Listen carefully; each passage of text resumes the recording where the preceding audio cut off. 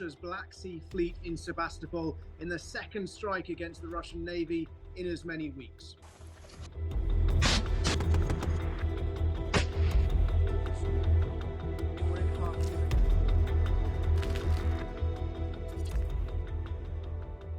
My name is Jerome Starkey. I'm the defense editor for the Sun newspaper, and I'm joining you today from Ukraine.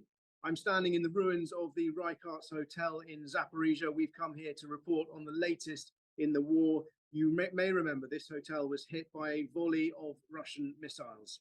We'll start with the strike on the headquarters of Russia's Black Sea Fleet in Sebastopol.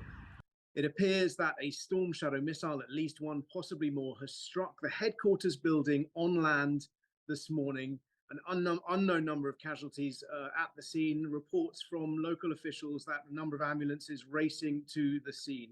It's significant because it's the second time Ukraine has managed to strike this naval headquarters, a strategic base for Russia on the occupied Crimean Peninsula in as many weeks. You'll remember they managed to hit a Rapucha class landing ship, the Minsk, as well as a Kilo class submarine, the Rostov-on-Don, that were both side by side in dry docks for repairs. Now, that was significant because it demonstrated Ukraine had found a way to bypass Russia's air defenses. Russia, for all the flaws its military has displayed in Ukraine, Russia has at its disposal some very sophisticated air defense weapons, notably the S-300s, which Ukraine also has, and a more advanced S-400 system. Now, exactly how Ukraine has managed to bypass those systems remains a mystery, but we remember the head of Britain's Royal Navy praising them for their innovations and indeed their willingness to take risk.